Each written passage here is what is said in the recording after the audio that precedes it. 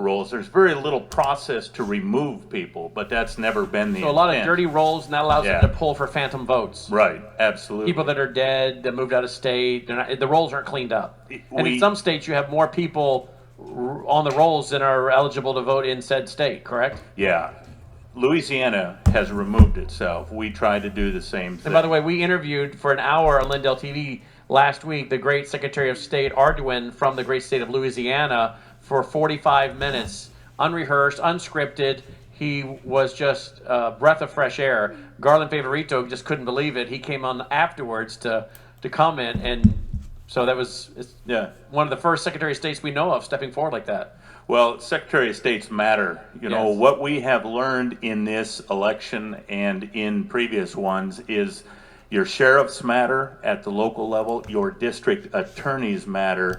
What we're learning now is how important the clerks are at the county level and how vitally important the Secretary of State position is. And even your sheriff, right? Well, the sheriff is huge because that is the best first step to limit everything that is happening here. So, where were we on that? We were talking. We were on. Yeah. Yep, there we go. It's moving forward on us here. Okay. Recently, registered voters voted with. Yeah, I wouldn't even worry about the numbers except to say they're wrong. We need to start at zero. People need to come in and register themselves. But what we have is a lot of opportunity for fraud. Maybe the next slides will. Well, Mike bring wanted that us up. to point out the non-resident voters. Here we have in Colorado 4,228 non-resident voters. I would assess that's even low. We need to scrub this. These numbers are so blown out of scope now that we just need to start at zero. Here's another we see commonly: people that are well over 100 living. And we saw in, I think, Alabama, people living to be 127 and voting. Well, Colorado's a great state, but I have yet to meet a 110-year-old person there. I mean, it's good, healthy living, but not that good. Right. All right. Tell us about your voting machines. Okay. And that's a little off track. What I did want to tell you was we have 64 counties. 62 of them use Dominion systems. There are 2 that use other than, like such as Clear Ballot. So the problem we have, of course, with Dominion and the other systems is these are built in China using foreign workers, and none of the material, the hardware, is secure in any national security sense of the word. And when I say that, what I mean, Brandon, is I was an Intel guy. I was going to say, you're also retired military. I am. Amazing how many of them have been on the platform already who are retired military in the intelligence arena. Yeah. And then here we again have this national security issue of the voting machines, correct? Big time. And I'll tell you, I worked at National Security Agency, and we had a chain of custody for everything that we used, and none of it was made overseas because we could not confirm that there was not some hidden software or. And yet that's not the case in our voting machines. Absolutely not. They ought to be as secure as any missile launch system or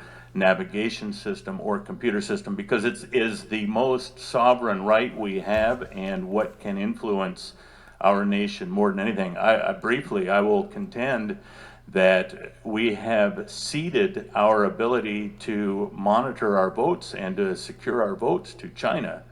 And they have the ability to influence our country without even firing a shot. They don't have to even buy the ammunition. They're in our election system. Components also made in Taiwan that have Chinese influence on boards and different things as well. Yeah, some of the systems are built under Taiwanese companies that are working in mainland China. So, there's a lot of opportunity for theft, for intrusion, and for monitoring. It's a dangerous path we're on.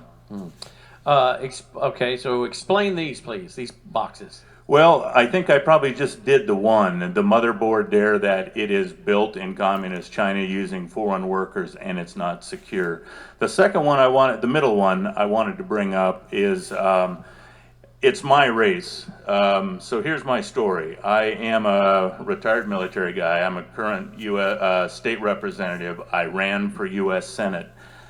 That is my primary race, and I used it because it is representative of many races that we saw in Colorado, and I believe we've seen around the nation. And what I can tell you from that is, and what you can see clearly, is that the lines parallel. They do not narrow the gap. They do not Well, they're diverge. almost identical. They never cross. Yes. So what ends up happening here, and this is from the Edison feed that the New York Times gets, they do a front load of a ballot of votes to get a margin.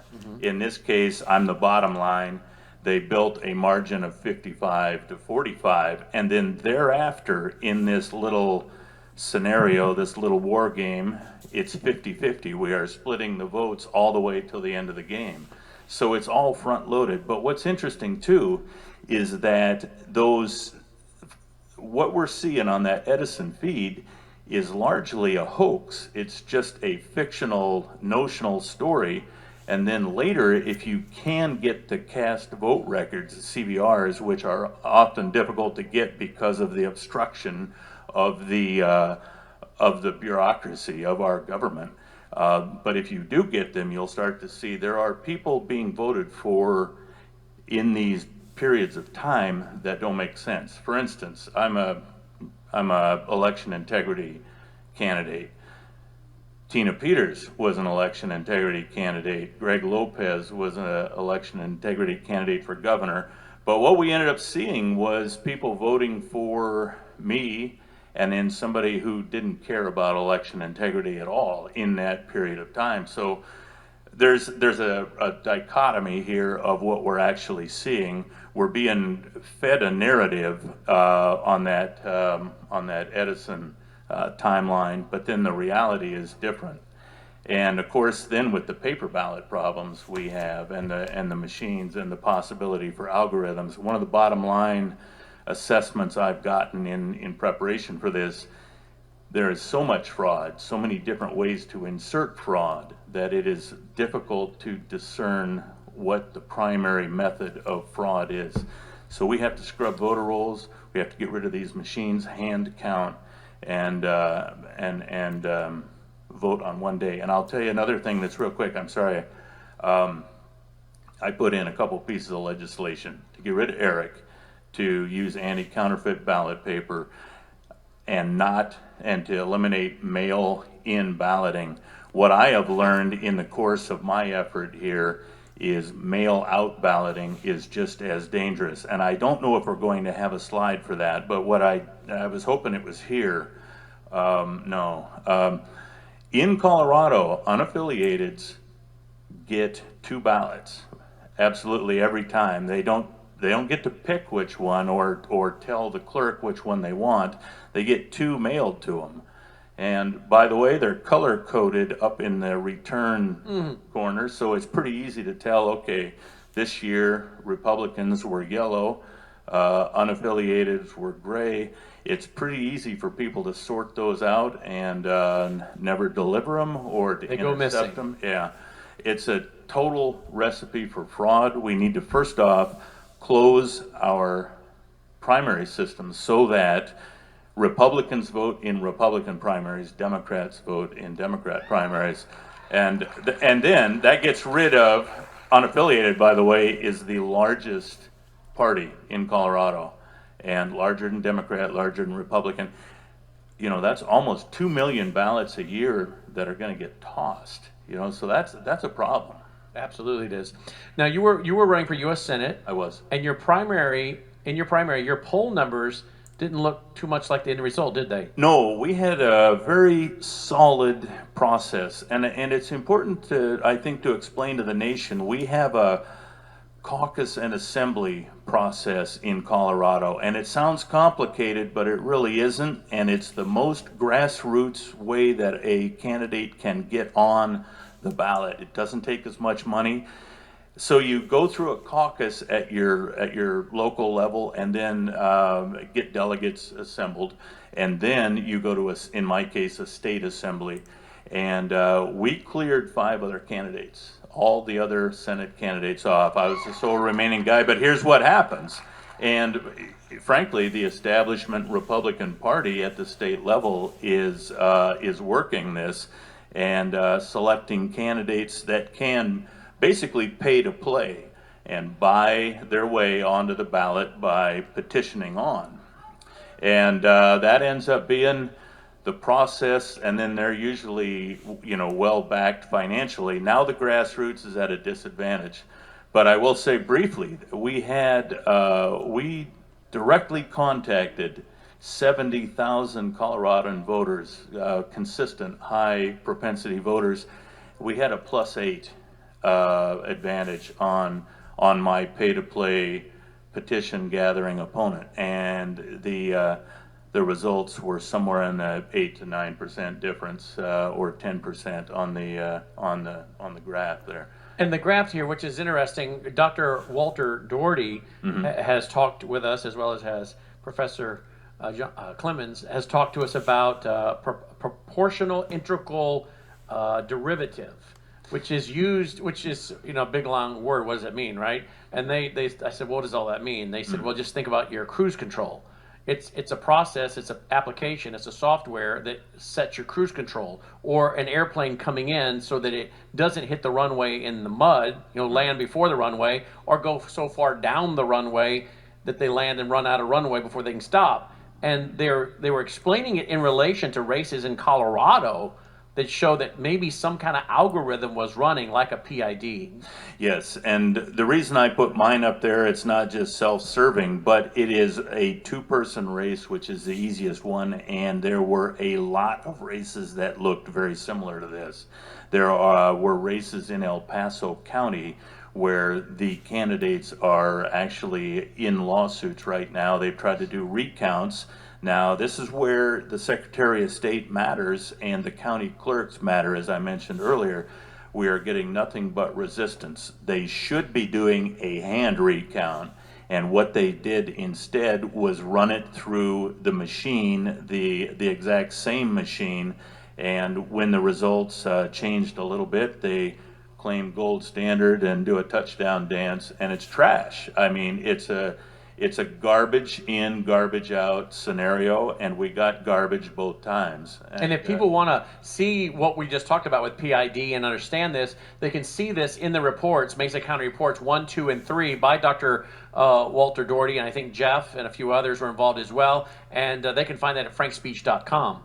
Well, they can do that. And what I can also do is, before you bounce off of that, and I know we got to pick up the pace here a little bit, but Mesa County, there's 3 reports, and they're interesting and they're important. The first one will, in a nutshell, will tell you that, yes, indeed, the so-called trusted build that Dominion uses does overwrite data. There is a data loss that is supposed to be kept. In other words, you're supposed to keep those for 22 months. Or 25, depending on the state. Yes. And then they update with the trusted build, and we've been told that cleans everything out. Right.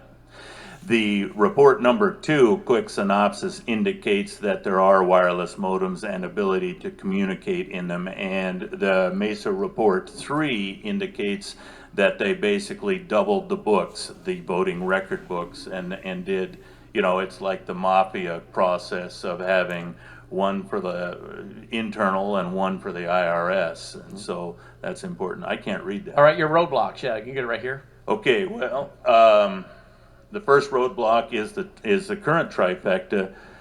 Democrats have every branch, whether they were lawfully elected or not. That's where we are right now. But one of the problems we have is that the Colorado State GOP, in my estimation, in many people's estimation, is not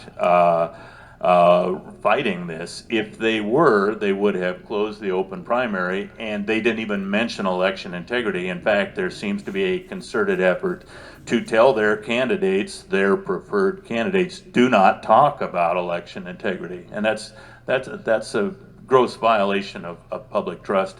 The party becomes somewhat less useful. No, it becomes useless. Right. Yeah. So the next one is a corrupt Secretary of State. I've been involved in 2 lawsuits against her. We fought a bill in Colorado where she basically took over the Is this Jenna Griswold? Jenna Griswold. And she took over the process of elections really from the clerks. And I fought it on the legislative floor, but we're at such a disadvantage. And it passed. It did pass. And this bill allows for the prosecution of the clerk. It deprives them of their freedom of speech, for one thing, right? And if they speak out against the Secretary of State, they can be prosecuted, right? Yeah. So you basically are you talk about dictatorial powers here. Yeah, there's some interesting things here, Brennan, and I'll blitz through these as quick as I can. One section forbids county personnel from making a backup image of a hard drive of any component of the voting system. So that's what Tina Peters did.